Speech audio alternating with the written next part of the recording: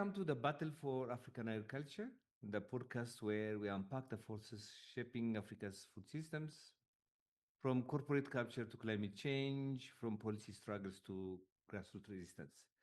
I'm your host, Million Belay, the General Coordinator of the Alliance for Food Sovereignty in Africa. Today, I'm so happy we're joined by a Professor Jennifer Clapp. Hi, Jennifer. I'm Canada Million. Research Chair in Global Food Security and Sustainability at the University of Waterloo. Jennifer is a leading voice in political economy of the global food system.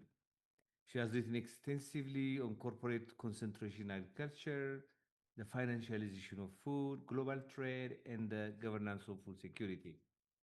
She's also a member of IPS Food, the International Panel of Experts on Sustainable Food Systems, and has served on the FAO High Level Panel of Experts, HLAP, on food security and nutrition, shaping international food policy. Her most recent book, Titans of Industrial Agriculture, looks at how a handful of corporations dominate global farm inputs. But her body of work goes much further, exploring how trade rules, financial markets, and governance structures shape the future of food. Today, we'll connect those insights into Africa's ongoing struggles for food sovereignty. Welcome to our podcast, Jennifer. Thank you very much, Million, for having me on today. Let's start from your personal journey. What first sparked your interest in the political economy of food systems? It's a great question. A couple of things. One was, well, first of all, I like food. I like to cook. I've always been interested in food. But I did have a professor as a graduate student who was really, really inspiring. And that Mm, was Jean Drez. He was a collaborator of Amartya Sen, and together they worked on the book Hunger and Public Action. And that book mhm, was, they were writing that book actually at the time that I was taking the course with Professor Dress. And he really opened my eyes to these big questions of the possibility of public action, but also the vast inequality in the world with respect to food access. And I was studying mhm. international political economy at the time, and so it sort of put these things together and really um, realized this was something I was quite passionate about. Aha. But what keeps you motivated to research on this difficult but vital issue?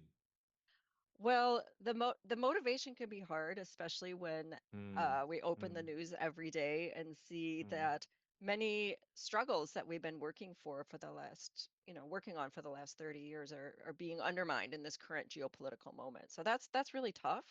But what has been keeping me going is just um, my belief that that there's power in ideas and that ideas can uh, really change the world. They're really important. mhm. And I see every day as an opportunity to express our ideas. And so that really keeps me motivated to keep working on these issues.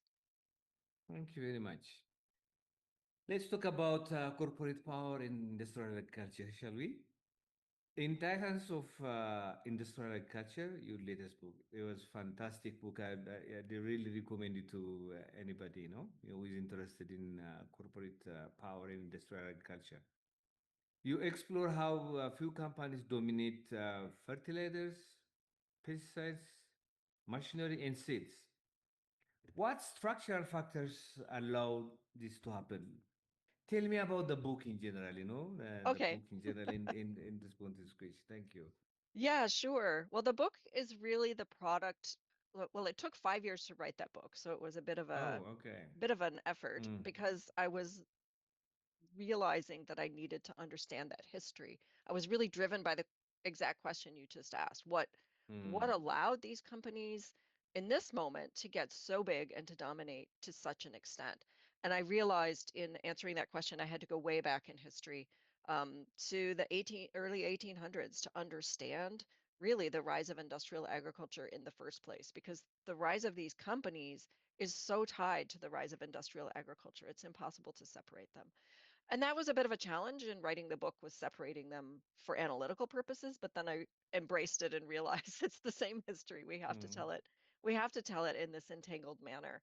Um, but in terms of thinking about this topic, I'd really been interested in corporate concentration um, in the global economy and in the food systems for quite a long time. I'd already edited a book in Mm, 2009 um, called Corporate Power in Global Agri-Food Governance, where we were looking at the mhm, political power of these firms. But in this book, I really wanted to tackle the economic power and the what I call the technology power of these firms and the hold that they have on the way that food systems look today.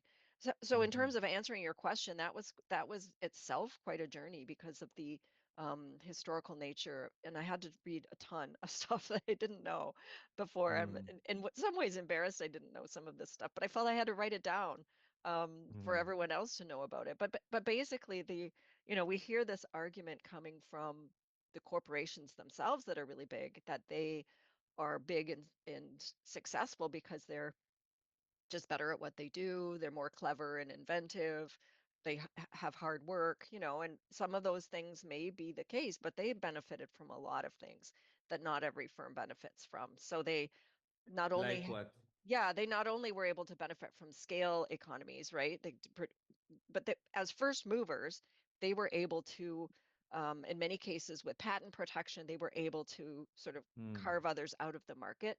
But they also had privileged access to finance that not everybody had, from big bankers in New York and other places, that allowed them to buy up their rivals. And so they were able to utilize a kind of market power to push others out of the marketplace. But they also benefited from these technology um, transformations or changes that were happening between, in the second industrial revolution in the 1800s and into the early 1900s, where we saw some huge changes like the invention of mechanical harvesting equipment. We saw the invention of, nitrogen synthesis. We saw the invention of hybrid seeds and organic chemistry based pesticides. And all of those changes were protected by the third element, which is policy, patent mhm, protection. But also because they were able to be those first movers, they were able to establish themselves as very large scale, um, and then in a way produce it at a cheaper rate that allowed it, that didn't allow others to mm, actively compete. And so then they were able to push them out. And then that third element of policy, it's not just patent protection, but governments really played a huge role in giving a leg up to these firms. So for example, the synthesis of nitrogen was really important for military reasons because of, mm, bomb making. And so governments had a huge interest in supporting firms to be able to make those kind of changes and to give them um, privileges. Like in the U.S., they had a nitrogen synthesis lab, and at the end of the war, they basically just um, handed it over to the companies. Same with mm, hybrid seeds. Governments were doing much of the research and development that delivered hybrid seeds, but then they kind of, handed it over to the corporations who were able then to sh- keep others out of the market. So this is complicated market um, technology policy. It's quite messy, but in the book I try to tease it out and look at each one separately, but in a synthetic story for each of those four sectors to show mm, that they were able over time to really come to dominate those sectors in really powerful ways. mm. Interesting. Across your writings, you describe look-ins that maintain corporate power, technological, institutional, and regulatory look-ins. How do this play out in agriculture?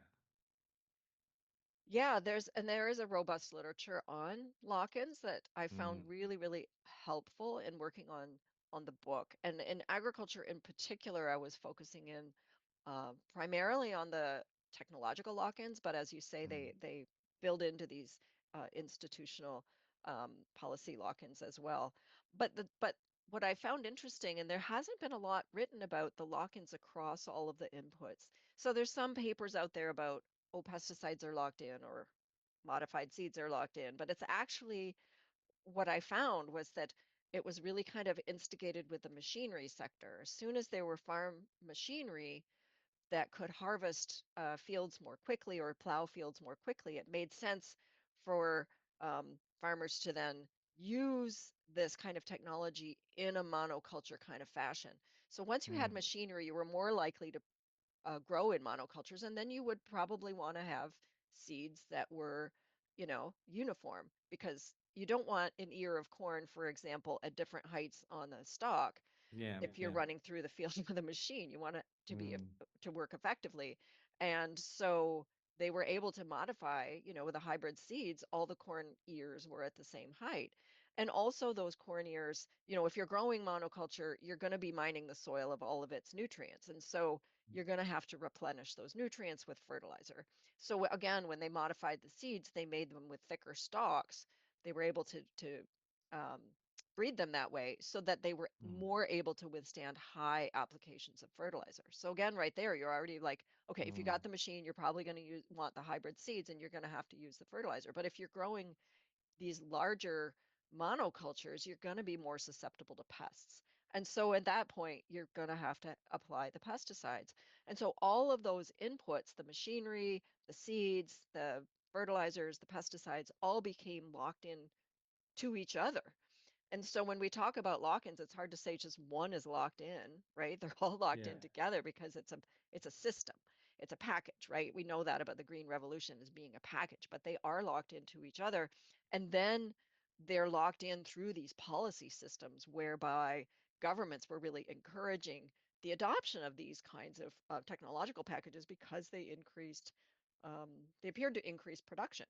And so that led to these kind of institutional and policy lock-ins that basically put industrial agriculture at, as the primary mode of production. Mm, And along with that, just to say one more thing, is that once farmers were adopting this package, it made more sense for them to grow on larger scale farms, simply yeah. because they're putting out all of this money. It's very expensive to buy all of these inputs. And so it's more worth your while to do it on a larger scale. So Mm, that was started mm, to displace other forms of agriculture and smaller scale producers as well. I mean, and I'm talking largely about the history in North America for the at the beginning of this story, because that's really where mm, this process started to take place. So those lock-ins, and then they were, turbocharged by the fact that there was a ready market for those grains abroad because, the US was mm, exporting that grain to Europe that was industrializing at the time. So there was, a whole um, bunch of layers of this kind of lock-in that really brought that system forward. But I think we're still grappling with the consequences of that today. I should have asked you when we started to talk about lock-ins. What do we actually mean by lock-ins? By lock-ins, I think, well, for me, it basically means we're seeing situation, especially for producers, that it's difficult for them to step out of a certain kind of production Yeah. system because doing so, you're kind of going against, everything else. And that's Mm, the literature on lock-in talks about the fact that mm, even though we can see and know and understand fully the consequences of the lock-in, it's very difficult to step out of it. And that's because yeah. there are gains that go to those who adopt it. So, for example, it's going to be really hard to compete with your neighbor if they're using the whole package that increases their production and you're doing another model. It's hard to produce Mm, mm, with because all those costs of the model are externalized, right? So you're externalizing the costs of um, exp, you know, the expense of fossil fuels, you're externalizing the cost of the biodiversity loss and all of that. If you're only looking at the grain production, as a producer, you're thinking, I can't compete unless I do this as well or mm, get out. mm, And that's the big that for me, that's the lock-in. That's the problem. Is that although we can see that there's consequences, there's very little that one can do about it because the adopters, um, mm, they do get a benefit, but it's like mm. a personal benefit, but the costs then get externalized. When I was having a discussion on OPOV 91, this is a very draconian uh, legal system where farmers are encouraged to be part of. And for you as a breeder to register your seed, it has to be new, it has to be distinct, it has to be uniform, and it has to be stable, over generations. So that actually would build a vulnerability into the system. If there's a climate crisis, I think one of the best adaptive mechanisms for climate crisis is diversity. So actually, especially uniformity and stability in the seed system would build in this vulnerability. It would reduce the resilience of the system. And the lock-in is very much related to that, based on your description. So I just wanted your opinion on that.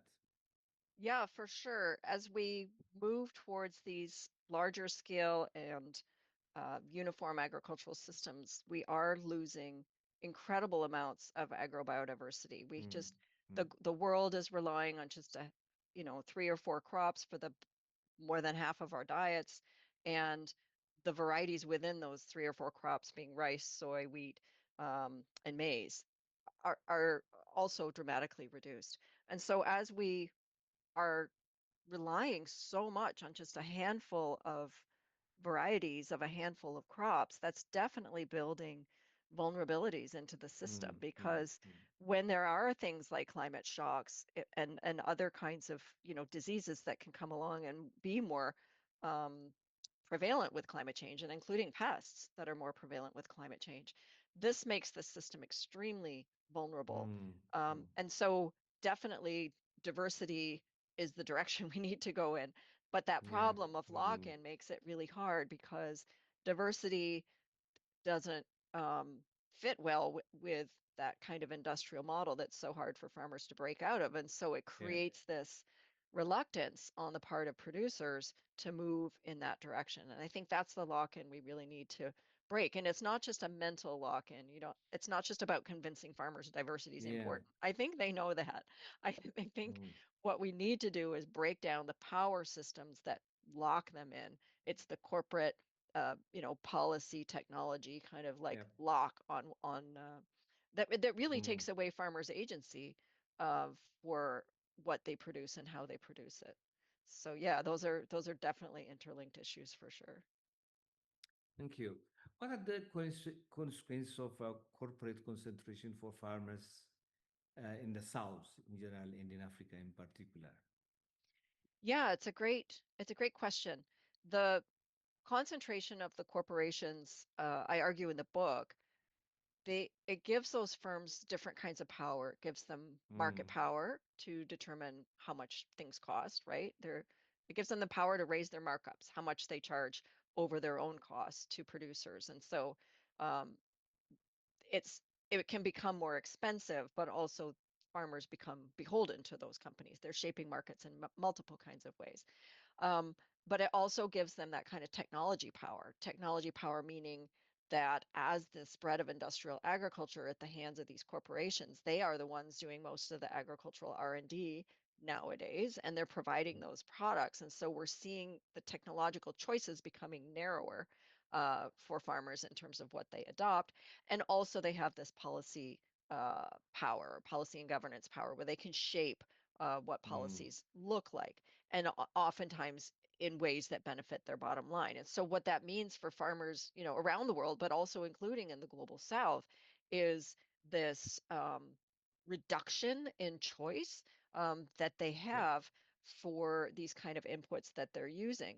But it matters in the global South in really important ways that are different from the global North. And I talk about that a little bit in the book, and I express that I wish it's a whole other book. It needs to be written, but Mm, mm, but you're they were taking in the 1960s and the Green Revolution in the 60s, 70s, and 80s, they were taking these technological packages developed in the global north and inserting them into the global south. Sure, they were yeah. stylizing the seeds differently, but the fertilizers, the machinery, pesticides, and this, all of that was very, very similar. But you're taking something out of a context, like the whole package was developed in North America to deal with a labor shortage, right? That was Yeah. what was going on in the 1800s. They didn't have enough person power to harvest on time, to do the plowing, to do all of that within the season Mm, that needed to be done. And so you're taking a labor saving mechanical fossil fuel dependent system and transporting it to the global south where there wasn't a where there wasn't a mm, labor shortage. And mm, so it had this tendency to concentrate land holdings, right? So then suddenly in the global south, you're not only displacing people uh, from from the land because it's like enlarging, but you're also displacing them from work because it's Yeah. labor saving. And suddenly you have, and then you think about the ecological context is also totally different. In many Mm, parts of Asia, where paddy rice, where farmers were growing rice and fish in the same field, eating the fish with the rice because the fish were swimming around in the paddies, you spray that with pesticides, you're going to kill the fish, right? So you're mm, suddenly mm, damaging people's ability to feed themselves a nutritious diet. And moreover, it's sort of creating that lock-in system for those farmers that are able to, that were able mm, to adopt it, mm, that uh, in a way created more inequality um, in across, all of these places. And in sub-Saharan Africa, it's especially problematic because the soils are different, and that's not great to use this kind of farm machinery, to use tractors. And it's very difficult to have these large scale land holdings. And so taking that system where there was this abundant land and not a lot of labor, and then migrating it to parts of the world where you had smaller land holdings, different kinds of tenure structures, different ecologies, different labor markets. It created all of these exactly. consequences Hmm. that Hmm. that the instigators of this model, maybe they didn't know, but that, and they also didn't really care because they were Hmm. trying to sell these products. And so that leads to that kind of dependence on foreign corporations for the kind of inputs. But in a Hmm. globalized food market, we've increasingly seeing these farmers in the developing world having to compete with what's going on in the West.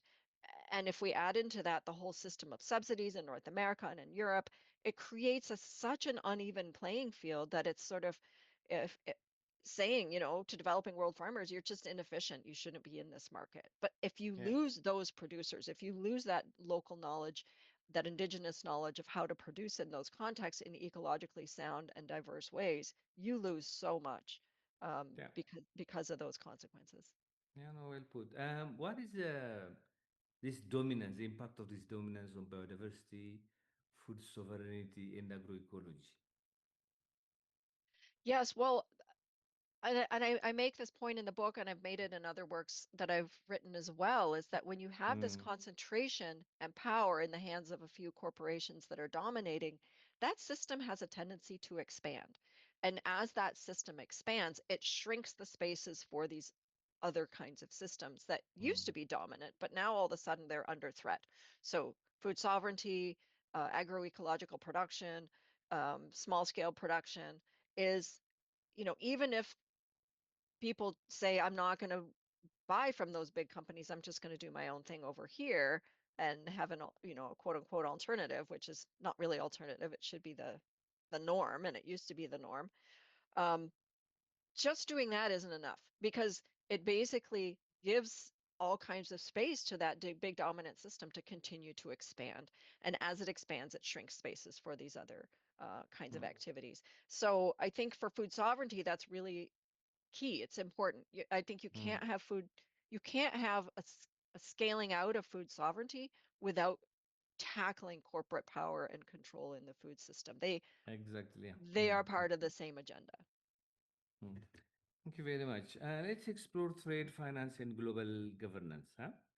Your earlier work, including food and food, highlights how trade and financial markets shape food systems.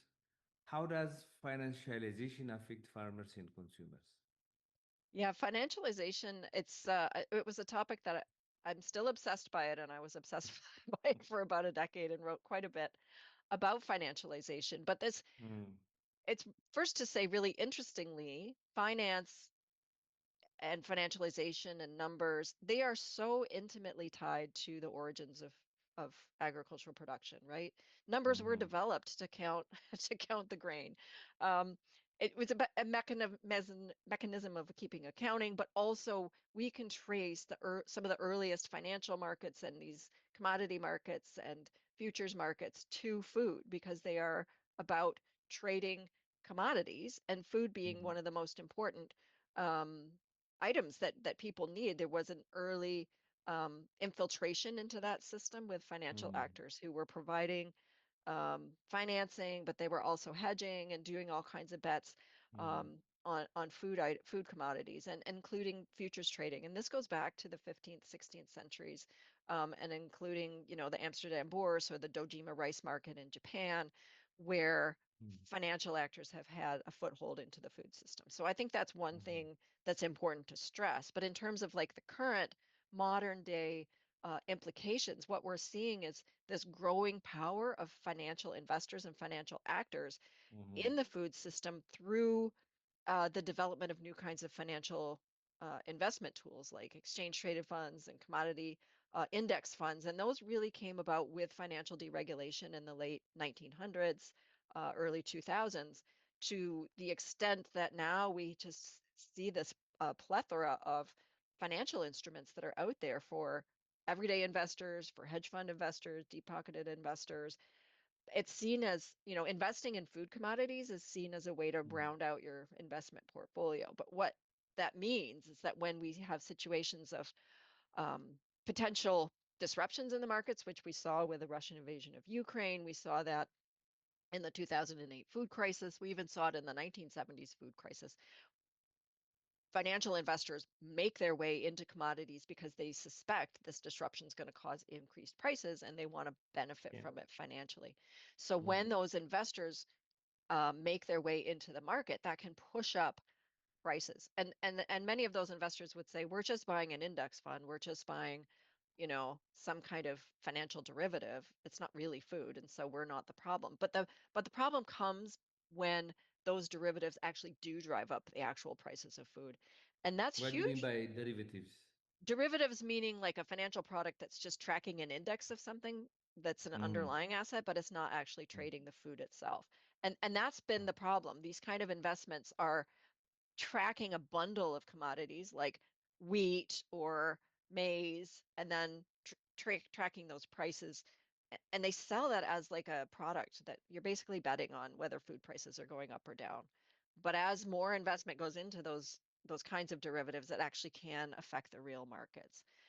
And that's a huge problem. It's a huge problem for consumers because it can drive food price inflation. And we saw that in the post, Russian invasion of Ukraine period and through COVID, when all those disruptions were happening, there was massive increase in financial investment in the system, and that pushed prices even further. Um, but it's a problem for producers as well. It's a problem for producers because it puts volatility into their market. And oftentimes, when food prices, we've seen this historically, this pattern. Food prices go up. Many farmers suddenly feel like, oh, I can invest in new um, technology. I can invest in a new machinery, or I can invest in build a barn or whatever. And they borrow money on the fact that food prices are higher.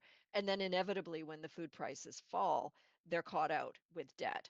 But it's Yeah. not just that. It's also when food prices rise, other things tend to go with it, like the price of oil is often correlated because it's in these same financial products as food. And when that goes up, the price. So when oil prices rise, often in correlation with food prices, this increases the input prices for Mhm. producers. So their fertilizer Mhm. prices go up, their pesticide prices go up, the petrol for their farm machinery goes up. And so producers are facing higher costs even if prices go up. It's the Mm. ones that benefit are the companies selling the inputs and the grain trading companies. And we can Mm. see this historical pattern every time we've had a food price crisis. There's been some kind of speculation going with it, but there's also been record profits for the grain trading companies and the input companies. So yeah, it's a complicated relationship, but one that's I think really important for us to understand is that financial actors have infiltrated these parts of the food system in ways that are driving outcomes. Mm. Thank you very much. Trade agreements often conflict with local food sovereignty. So, where do you see the biggest tensions, particularly for African countries? Yeah, that's a super important question, and it's I would say that the big tensions there are this there's been this big push over the last really since the 80s, but maybe even before, so over 50 years, we've seen this push to open markets in sub-Saharan Africa, to encourage countries to do away with the kinds of um, agricultural protections that they had in place for producers. And I would say that a lot of those policies kind of they came from colonial experience, Yeah. from British influence and imperialism, where these countries were encouraged to grow crops that were serving the West, right? So coffee, cocoa, some cases tea, cotton, other kinds of crops that were basically being sold on world markets. But these kind of marketing boards were in place ostensibly to help create more stable markets. And this was a kind of a policy that many countries were pursuing, not just in sub-Saharan Africa. But in the age of the rise of neoliberalism and structural adjustment, there was a big push, and the World Bank and IMF obviously pushing structural adjustment in sub-Saharan Africa throughout the 1980s and encouraging the demise of all of those kind of marketing board structures, also doing away with any kind of tariffs and quota systems to basically pry open those markets. Now, Mhm. the inequity comes with prying open those markets to force countries to take imports while not doing anything on the other side of the world to reduce the subsidies that were being paid to farmers in Mm. other parts of the world. And so that created a vast inequality, especially for sub-Saharan African countries, where suddenly they're competing on the world market for some products. I mean, sure, some products they're the only ones that can produce them, but not the only ones. There's Mm. some 54 sub-Saharan African countries, but a number of other global South countries producing cocoa. I mean, Mm. not all 54 produce, but you know what I mean. There's multiple countries in multiple Mm. parts of Mm. the world producing cocoa, coffee, etc. Suddenly, everybody's competing with everybody on this same um, playing field, but some countries have more capacity to subsidize their producers than others. And that is, for me, the biggest problem with the WTO liberalization of agricultural trade in the 1980s and 90s was kind of like forcing countries to Mm. compete without addressing the inequities in subsidies. And of course, the agreement said that there would be these reductions in subsidies, but it didn't happen. And part of the reason that Africa, especially African countries, were especially devastated by this liberalization process is that they were forced under structural adjustment to already do that. And then they had to Mm. do more of it under the WTO agreement. So they were really left without many tools or without much policy space Yeah. at all to protect their producers. And we see these graphs showing that in the 1980s, sub-Saharan Africa was producing um, and exporting quite a bit of its agricultural goods, and then suddenly things um, shift Mm. and it becomes import dependent. And that's what happened. And I was in Guinea. I was doing my PhD research in West Africa in the 1980s, and I was there at a time when there was this huge surge of imports coming into the Mm. country, and it was a time of structural adjustment. And I remember talking to the World Bank, the World Bank officials from that country saying to me in interviews, we don't know what's going on. We wanted this liberalization so that this country could export its agricultural products and Mm. reduce its debt. But what we're seeing is this massive surge It's of totally imports. different. Yeah. And they literally didn't know what was going on because they weren't thinking about this bigger global context in which that was going to happen. And so, Guinea, Mm. it's West African country that produces rice, is flooded with cheap rice coming from Thailand, Mm. Mm. and just flooding the markets and devastating the farmers that were trying to grow rice for the Mm. domestic Mm. market. So anyway, I know I'm talking a long time about this No, no, question, no, but no, no, no. Yeah, it's yeah. really, really important. And I It's a think, very important question. Yeah, important yeah, and response that you're giving. for Mm. sure. Mm. Um, Let me ask you about. We both part of the international panel of experts on the sustainability of food, and you are also a member of HLPE. What's the role of these groups, the HLPE and IPS Food, in countering the global influence of corporate power? And if we extend it to Africa, what will be the role of a movement like the Alliance for Food Sovereignty in Africa? Yeah, it's a great question because, and if you had asked me that question 5 years ago, I would have had potentially a more hopeful answer because because in this current geopolitical moment, I do think that these kinds of policy bodies, yeah, they're under attack. and being, made Mm. less relevant by basic power moves by big powerful companies and and countries. But I would say that the idea is that it's extremely important to build policy frameworks that create rule systems that enforce norms. And the idea of being part of these groups for me is to be part of the articulation of what the new norms need to be Mm. based on the experience that we've seen, the harms in terms of ecological damage, the harms in terms of inequities, the harms in terms of undermining people's agency and Mm. ability to participate in food systems. We have to create norms that open space for more sustainable food systems, that open space for people to have more of a role in how the rules are shaped in the governance of these systems. And we need to have uh, accessible food, accessible markets for everybody. So we need, and we know that the system as it exists now, this global industrial corporate dominated system we've been talking about for the last little while, we know that it has myriad problems, myriad um, very challenging problems associated with it. So part of being, for me, the importance of being part of these groups is to help articulate those problems and articulate how we address them. And how we address them needs to be through new cooperative rules and Mm. norms that we work towards a better world. That was the world I was trained in. That's the world I Yeah. grew up in. That's the world I've been participating in. But as I said, the challenge for me on a personal level is waking up every day to this onslaught of news that the norms are being ignored. The Yeah. norms are being ignored in Gaza. The norms are being ignored in Sudan. The norms are being ignored Yeah. everywhere. That it's and not just in these hunger and famine situations, but also just in general everyday life. There's an attack on Mm. democracy, an attack on the environmental agenda. This is deeply Yeah. worrying because it's deepening inequalities and it's actually giving more space and more cover to the powerful corporations to play a bigger role. And we see that in the news every single day. Yeah. The I'm the power. definitely. And you add AI on top of that, Yes, it's making it hugely complicated because they can easily identify their enemies in the attack, you know? Yeah. exactly. Hmm. But yeah, Um. I uh, would just, oh, sorry, go hmm. ahead. No, no, please, please go ahead.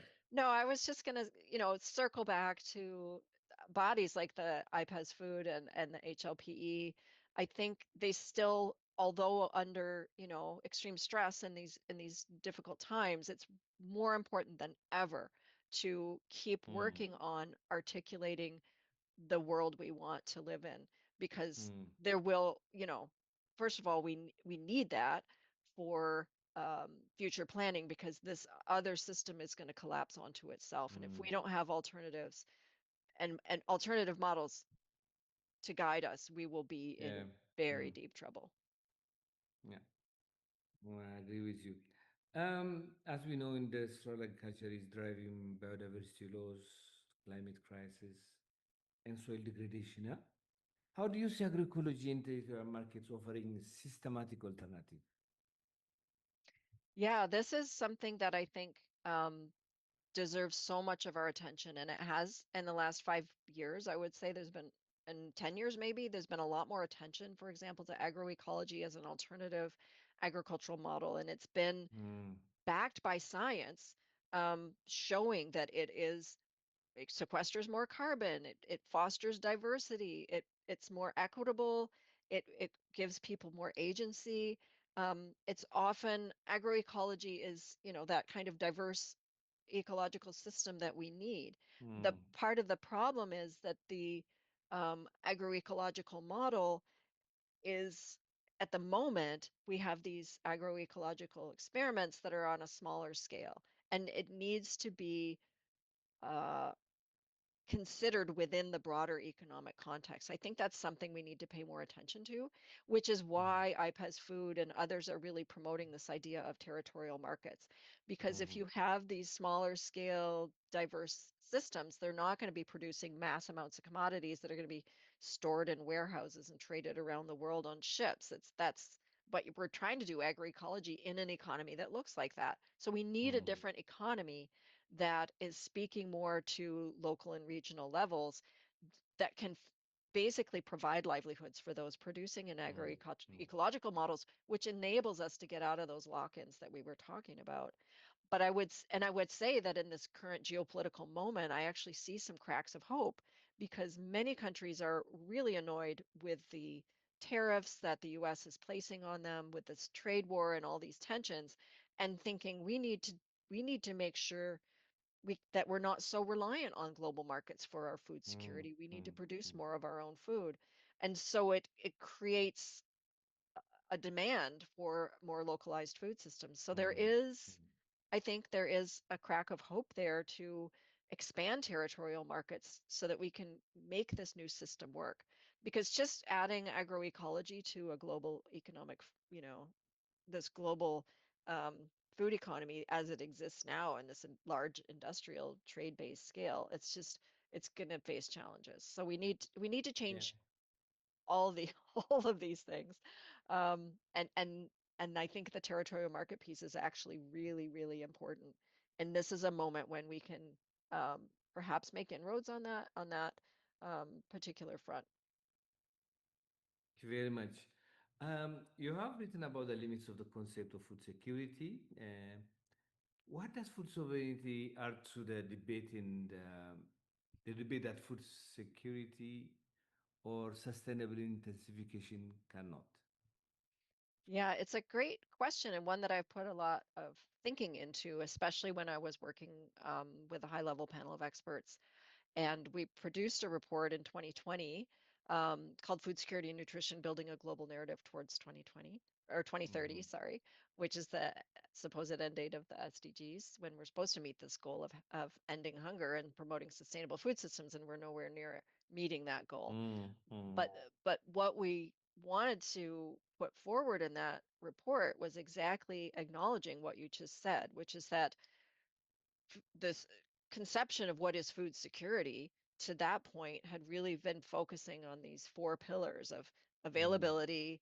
So that kind of drove a productionist kind of approach, access, which drove this free trade market approach, utilization, obviously this focus on nutrition, which is important, and um, stability, making sure markets are stable. But we've seen Mm-hmm. so many crises affecting this system and it becoming very vulnerable. And so we took ideas from food sovereignty to bring them in to say we need a wider definition of food security.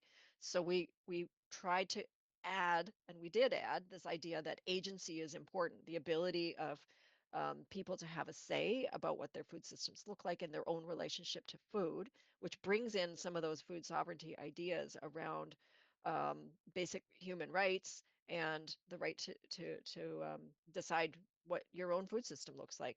And we Mm-hmm. also brought in this idea of sustainability to say we can't just have food security in the absence of sustainability. That's a long-term issue, sustainability. If it's not sustainable, we're not going to have food security, full stop. So we tried to bring those ideas right into the definition of food security, and we were really pleased to see that idea has been taken up quite widely. Not by the Mm-hmm. Committee on World Food Security. They think it's too political. I won't say much more about, Yet, that, yet, but yeah. but academics and even other parts of the UN have really taken up our framework, and I think that's great. Mm, But it mm, still doesn't necessarily capture everything. Food sovereignty is about place, and it's about where is food produced, right? It's about um, rooting food systems in communities. And that is something that I think we need to make sure that we put food security, into these kind of discussions and think about it in that more um, territorial based way. But I think mm, although there's been a lot written saying food security and food sovereignty are kind of different from one another, the origins of food sovereignty were basically saying without food sovereignty, we're not going to have food security. So I think that's why we took this move to try and widen the definition mm, of mm. food security, bring in some of those food sovereignty elements that are so, so important. Because without agency and sustainability, we just can't, Yeah, that was you a good know, addition. Mm, yeah, I think it's mm, I'm very pleased. We just published a mm, piece that looked at all of the uptake of this concept, and we've seen it. In Canada, for example, they're developing metrics for community food security that include these new dimensions. And Ah, very good. that's exciting to see see Yeah. governments take it up and take it Mm. seriously. Now, civil society, NGOs, a number of NGOs have already taken it up. I know Australian NGOs have taken it up. Um, so, how do you reconcile the urgency of climate action and the slow pace of reform in the global food governance? I know you've spoken about it when you're talking about the current, um, what do you call it, the political system in the world, Yes. you know? Yeah, geopolitical Yeah, system. exactly. I mean, Yeah, the climate challenge is just absolutely huge, and it's absolutely existential, um, yeah. not just for food systems, but for everything. And what I don't have the answer how we get better movement on that question because of Mm, the geopolitical dynamics I mentioned before. But what's worrying to me about these geopolitical dimensions is that the assault on environmentalism, the assault on um, uh, multilateralism mm, is yeah. it's it's giving permission to people and to corporations and to governments to look the other way. It's giving them Mm, permission to say this isn't important. But we all know it is important. mm, But so in our face that that's really hard to take. So for example, there was going to be, related to the climate crisis, a plastics treaty that was supposed to be finalized in ah, December mm, 2024, and they met again in the spring and they met again in August. And this idea was, oh, we're just going to wrap up these negotiations. What happened? They completely fell apart. What happened yeah. in between? Donald Trump became president in the United States, and he went on an all out assault against any kind of environmental Mm, action, mm, assault mm, against corporations that were trying to have climate targets, assault on finance and the incorporation of climate targets. And so um, this, and he's gone on a huge assault now against wind power, and it's just insane because like energy prices are rising in the US while he's mm. targeting alternative forms of energy. So it's super frustrating to see this permission structure given to deny the climate crisis. And the more we deny the climate crisis, the deeper we are into deep trouble um, as we go forward as humanity and society. So yeah, I don't have the answer to how we get beyond it, but No, I'm yeah. Nobody deeply has an troubled answer. by it. Just trying. Yeah, it's very, very difficult issue. Let's go ahead. I mean, let's look ahead. Then. Based on on the body of your work, which is so much extensive, what are the most effective leverage points for challenging corporate power and food systems? Yeah, it's a great question. I've put a lot of time in my own thinking about how we counter this power. Yeah. And I admit I probably spent more time already analyzing the problem, but I'm a firm believer that if you want to address a problem, you have to understand it inside out. Mm, Um, but in terms of the agenda going forward, what we need to do, although policy is losing some of its relevance, especially when institutions are being torn down on a daily basis and norms are being violated, we still need to have good rule structures because hopefully mm, this political moment won't last forever and we'll go back to the rule of law. But we need good laws, we need good frameworks and structures, especially for competition policy, to ensure that we're not just allowing a few corporations to buy everybody else out and take over and shape the world in their image.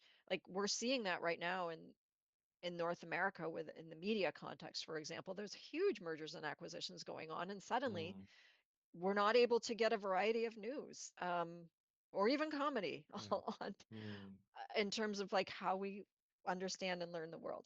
But this is happening in agriculture as well, and mm, obviously that's something I've put a lot of time into. But I think we we need those better frameworks and laws, and especially for agriculture, because the rules have been written in a way, especially since the 1980s, that are focused only on consumer prices.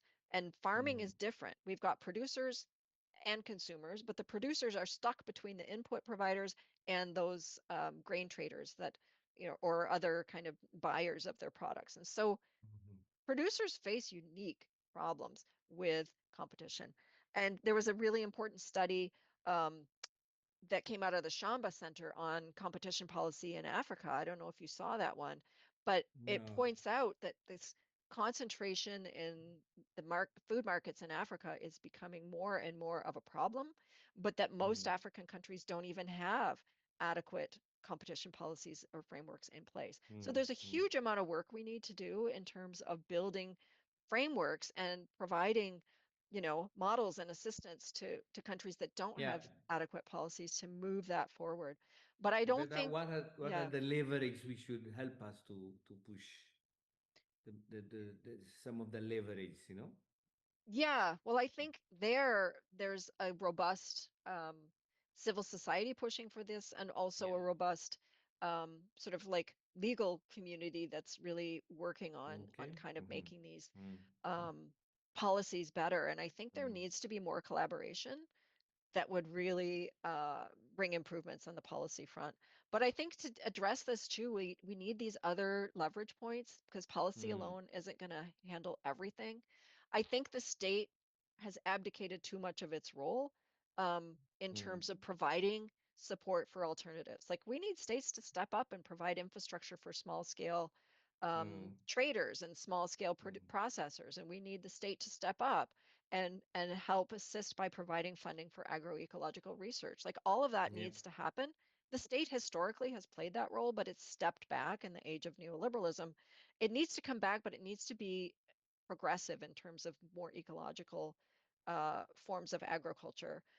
And but part of the reason they're not is because corporations have so much political power. So that adds Yeah. another layer of what we need to do. We need to identify these strategies that the corporations are taking to influence governments and the conflicts of interest that are there. They're so blatant. They're so in our face every day, these conflicts of interest. And we need to call them out and restore the norms that that's Mm. not cool. We need to do that. But Yeah. it's a massive agenda, Million. I mean, it's I know. I know. I know.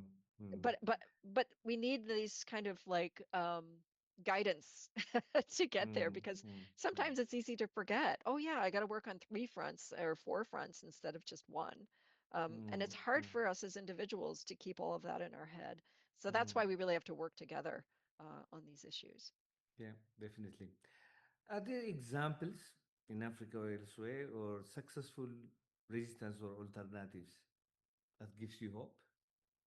Yeah, I think, well, this summer Brazil got off the FAO's hunger map, and I think that's really Mm, inspiring. And they did this with their zero hunger policies that really promoted um, smaller scale producers and purchasing programs for school meals from local producers, and providing um, subsidies for people to be able to access food. I mean, this made a huge difference, and Brazil really stood in a way alternative to the kind of neoliberal model, and it was successful. So that gives mm, me a lot of hope. But there are many, many initiatives going on around the world. The work that you're doing with AFSA, and mm, this vibrancy of territorial markets, and I know you've been looking at that as well in the African context.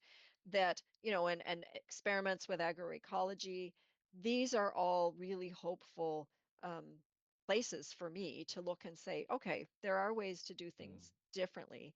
It's just in a sea of this sort of like big, global geopolitical mess. But maybe the geopolitical mess can create opportunities for more localized solutions, especially as we're seeing this breakdown in this multilateral rules. I mean, it's on the one hand, the breakdown of multilateral rules, we can mourn that because it means we're losing global norms. But on mm, the other mm, hand, those rules and norms were very unequal and they were harmful to many developing countries. So if we can create policy space to experiment, the issue is we might see a lot of experiments that fail. We might see a lot of experiments that don't follow those kinds of principles of diversity and support for mm, small scale communities. And that's where we can see real disasters happen. So it's a huge, huge agenda that I think we need to have this kind of what we're developing in IPES food is this idea of cooperative self-reliance, that we need mm, states to work together in a multilateral kind of way, but to support diverse,